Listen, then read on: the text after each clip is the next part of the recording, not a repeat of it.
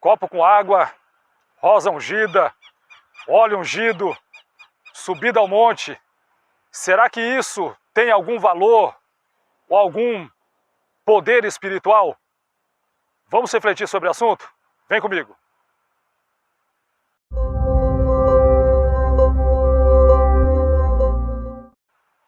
1 Timóteo 4, versículos 1 e 2. O Espírito diz claramente que nos últimos tempos alguns abandonarão a fé e seguirão espíritos enganadores e doutrinas de demônios. Tais ensinamentos vêm de homens hipócritas e mentirosos que têm a consciência cauterizada. Então, nós vemos que os últimos tempos serão marcados por apostasia. As pessoas vão acabar abandonando a fé, vão acabar abandonando a palavra de Deus e vão acabar se voltando para outras doutrinas que não têm nada a ver com as Sagradas Escrituras. Vão até mesmo pegar textos isolados da Bíblia Sagrada para que possam formar as suas doutrinas, mas tudo isso sem um parâmetro bíblico, e nós precisamos andar de acordo com a palavra de Deus.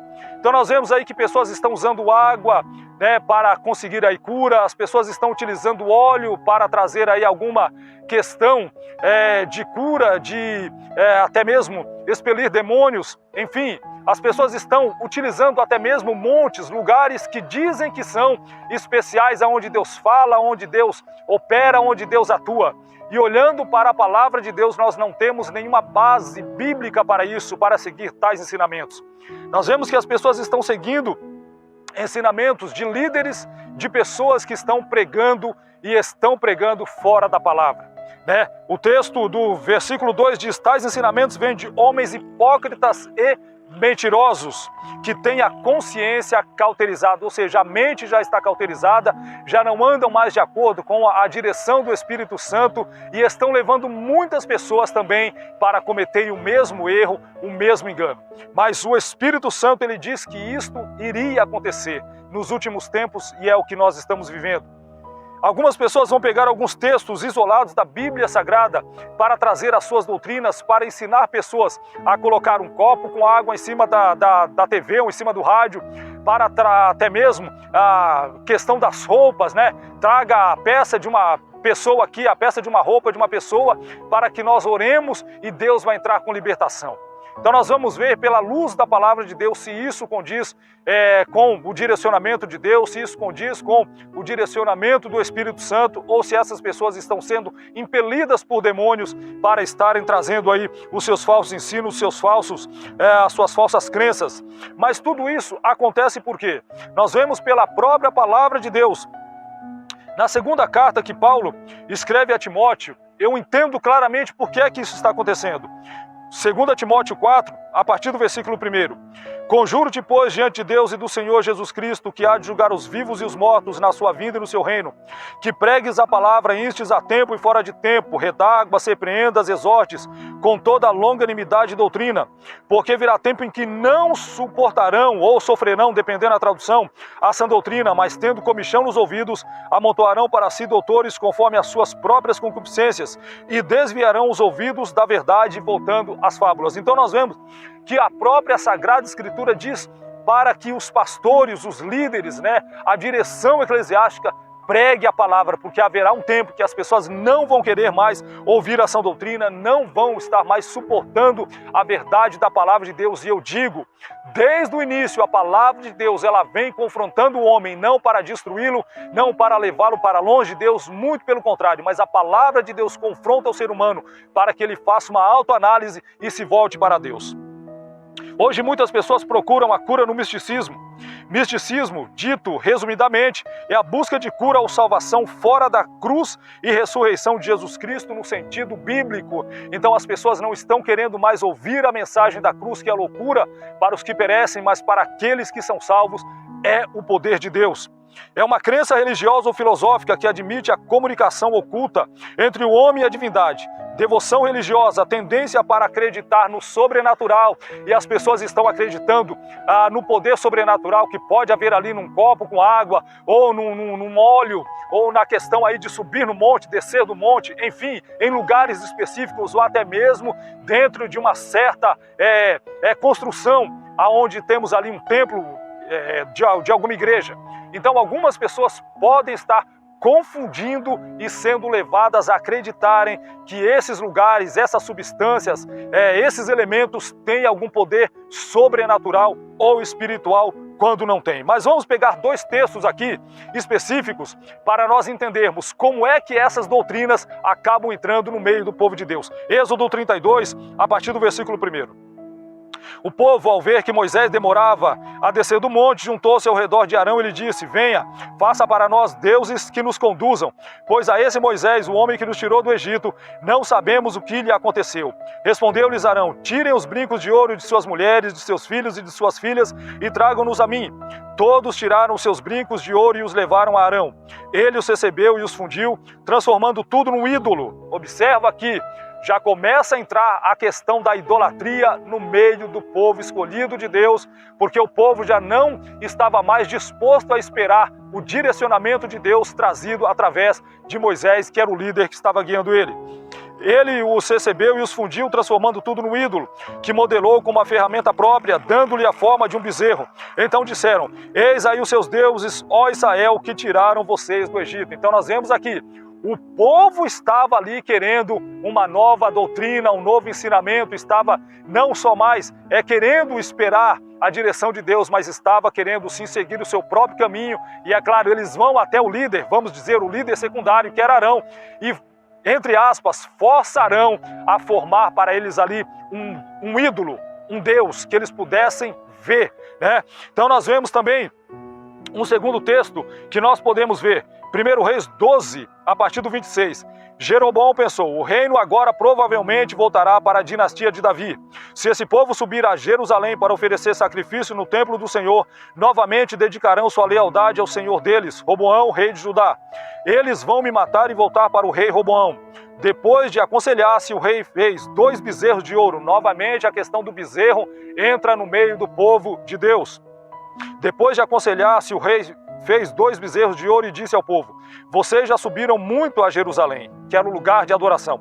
Aqui estão os seus deuses, ó Israel, que tiraram vocês do Egito. Novamente, a frase do passado nós vemos aqui nesse texto de 1 Reis. Então nós vemos que desde lá de trás vem vindo uma doutrina, primeiro o povo, agora a liderança maior, no caso o rei Jeroboão, mandou pôr um bezerro em Betel e outro em Dan.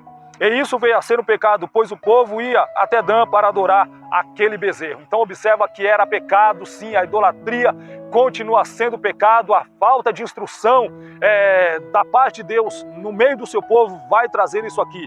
E não é que Deus não estava querendo instruir o povo, Deus estava instruindo o povo através de Moisés, mas o povo não queria. E nós vemos no segundo texto que nós lemos, de 1 Reis 12, aonde o próprio líder espiritual está conduzindo o povo até a idolatria.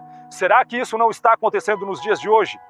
Será que muitos líderes e muitas pessoas não estão fugindo da regra bíblica e querendo andar segundo os seus próprios caminhos, segundo as suas próprias direções? Mas vamos ver alguns textos aqui que as pessoas utilizam para dar crédito naquilo que elas estão falando fora do contexto bíblico. Por exemplo, o Sal, 2 Reis 2, a partir do 19. E os homens da cidade disseram a Eliseu: eis que é boa a habitação desta cidade, como o meu senhor vê. Porém as águas são más e a terra é estéril. E ele disse: trazei-me uma salva nova e ponde nela sal. E lhe a trouxeram. Então saiu ele ao manancial das águas e deitou sal nele. E disse: assim diz o Senhor, sararei estas águas. Não haverá mais nelas morte nem esterilidade. Ficaram, pois, sãs aquelas águas até o dia de hoje, conforme a palavra que Eliseu tinha dito. Mas aqui, a questão não é o sal que foi posto. Aqui é a questão da ação sobrenatural de Deus, mediante a sua palavra que ele dissera por intermédio do profeta Eliseu. Então não é o sal que está fazendo a diferença aqui. Quem está fazendo a diferença é a própria ação do Espírito Santo que estava na vida do profeta Eliseu. A questão das roupas, né? Muitas pessoas pegam roupas e tentam dar aí um ar espiritual para elas, a roupa de determinado homem, entre aspas, de Deus, né? Utiliza um texto, por exemplo, aqui de Atos 19, versos 11 e 12. E Deus, pelas mãos de Paulo, fazia maravilhas extraordinárias. Deus, através de Paulo, De sorte que até os lenços e aventais se levavam ao seu corpo, aos enfermos, e as enfermidades fugiam deles, e os espíritos malignos saíam. Então nós vemos aqui que isso aqui é específico no ministério de Paulo. Você não vê em um outro ministério isso acontecer, ou até mesmo o próprio Paulo dizer para as pessoas praticarem aquilo que ele estava fazendo. Muito pelo contrário. Então nós vemos que isso aqui não é regra, isso é uma exceção que aconteceu e só ali, momentâneo, porque havia uma necessidade específica da parte de Deus utilizando a vida e o ministério do apóstolo Paulo, e você não encontra isso de uma outra forma. Não, negativo, não é doutrina, e Paulo também não ensina isso.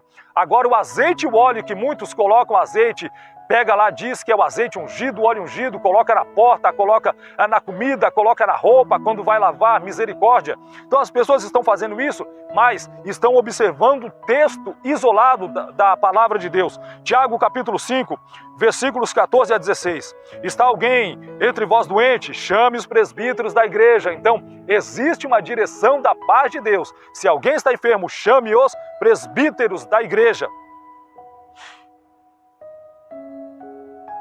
E orem sobre ele, ungindo-o com azeite em nome do Senhor. E a oração da fé salvará o doente, e o Senhor o levantará. E se houver cometido pecados, se-lhe-ão perdoados. Confessai as vossas culpas uns aos outros, e orai uns pelos outros, para que sareis. A oração feita por um justo pode muito em seus efeitos. Então aqui, este óleo ele tem muito mais a eficácia e a função medicinal do que espiritual. Não está escrito que ele tenha nenhuma ação espiritual, muito pelo contrário. Está alguém enfermo, é para chamar os presbíteros, são aqueles que o Senhor ele confere ali o direcionamento para que faça esta obra. E mais, é a oração da fé que salvará o doente, e o Senhor o levantará, não é o azeite. Então as pessoas estão usando de forma muito equivocada, de forma totalmente isolada e fora do contexto, os textos bíblicos. E a questão do monte, que tem muita gente subindo no monte, dizendo que no monte é onde Deus fala, que tem poder, que cai fogo, enfim, etc. Mas isso não é bíblico. Um texto que alguém pode pegar para estar aí trazendo, comunicando essa informação para as pessoas. Lucas 6, versículo 12. Num daqueles dias, Jesus saiu para o monte a fim de orar e passou a noite orando a Deus. Mas agora, será que é isso que o Senhor Jesus ele ensinou? Será que o próprio Cristo ele ensinou que nós devemos ir para os montes para estar orando? Muito pelo contrário, o próprio Cristo ele disse que a casa dele é casa de oração. Então, se o Senhor Jesus ele ensinou que a casa dele é casa de oração, nós temos que ir para onde? Para a igreja, para orar. É o lugar que nós temos, um lugar específico para que nós possamos estar buscando ao Senhor e estar orando. O Senhor Jesus também ele disse, olha, vocês quando forem orar, entra no seu quarto, fecha a porta, ora no secreto. Orar aonde? A oração particular, o seu devocional em casa. Mas muitas pessoas não oram em casa, mas querem subir para o monte porque diz que no monte é um lugar específico. Conversa, não está escrito isso na Bíblia. Jesus usava ali de um meio que ele tinha para estar se isolando, para falar a sós com o Pai. E eu vejo isso claramente no Senhor Jesus. Então, nem a roupa, nem o óleo, nem o sal, nem a água, nem o monte tem poder sobrenatural para que as pessoas possam se apegar a isso. Muito pelo contrário. Agora, o que é que a Bíblia Sagrada ensina? Vamos ver. Primeira carta de João, capítulo 5, verso 14. E esta é a confiança que temos nele, que se pedirmos alguma coisa segundo a sua vontade, ele nos ouve. Se você quer uma resposta da parte de Deus, primeiro, busque o direcionamento dele. Vá orar, vá buscar conhecer a vontade de Deus. E depois se submeta à vontade de Deus. O que as pessoas não querem é se submeter à vontade de Deus. Aí começa a inventar um monte de coisa fora do contexto bíblico. E muitos líderes ensinam o povo a sair da vontade de Deus. Mas o texto é claro, esta é a confiança que temos nele, que se pedirmos alguma coisa, isso fala da oração, segundo a sua vontade. É o que o Senhor Jesus ele faz lá, quando ele vai orar no Getsemane. Pai, se possível, passa de mim esse cálice, contudo não faça a minha vontade, mas seja feita a sua. Lucas capítulo 5, versos 4 e 5. Quando acabou de falar, disse a Simão, faze-te ao largo e lançai as vossas redes para pescar. Respondeu-lhe Simão: Mestre, havendo trabalhado toda a noite, nada apanhamos, mas sobre a tua palavra lançarei as redes. Então, aqui o apóstolo Pedro nos dá um ensinamento muito grande, nos dá uma confiança muito grande. Nós podemos andar trabalhando de muitas formas, mas sem nos submetermos à palavra de Deus, nada dará certo.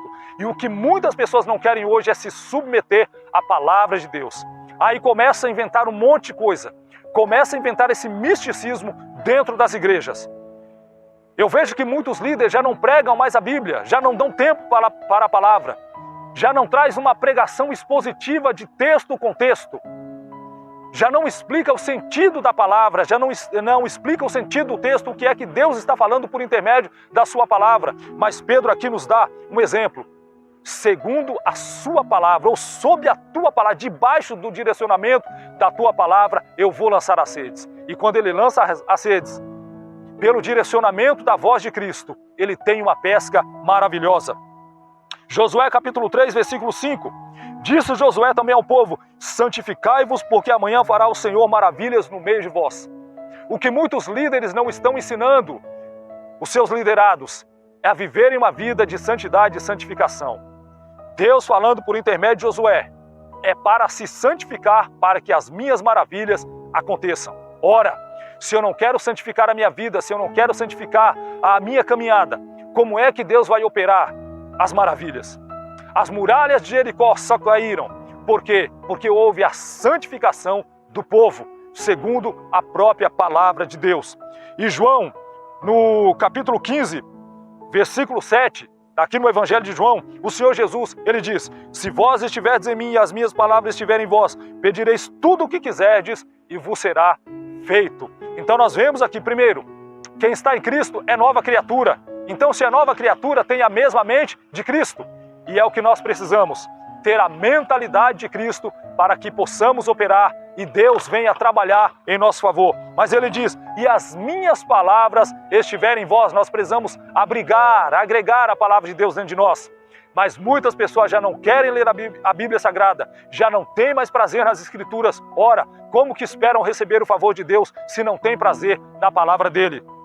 E mais, aí Jesus conclui: pedireis tudo o que quiserdes e vos será feito. É a oração do justo que tem poder quando ele se submete à sua palavra.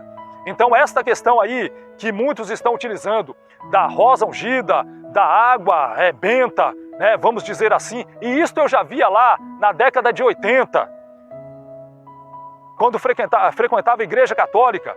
Padre Jair Pereira, ele já utilizava essa questão da água lá na sua igreja. Isso não é novo, pelo menos para mim não é novo, porque já tinha visto isso lá atrás, antes de me converter ao Evangelho de Cristo.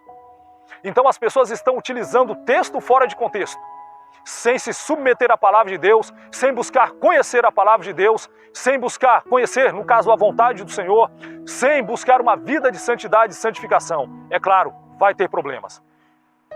Então esta questão, óleo, rosa, água, monte, roupa, tudo fora do seu contexto. E nós precisamos examinar as Escrituras. Examinar as Escrituras, porque vós cuidais ter nelas a vida eterna, e são elas que de mim testificam, diz a palavra do Senhor. Se submeta à palavra de Deus, se submeta à vontade de Deus, conheça a vontade do Senhor e ande numa vida de santificação, e Deus com certeza vai operar na tua vida e o nome dele será engrandecido. Amém? Deus te abençoe com esta palavra, em nome de Jesus.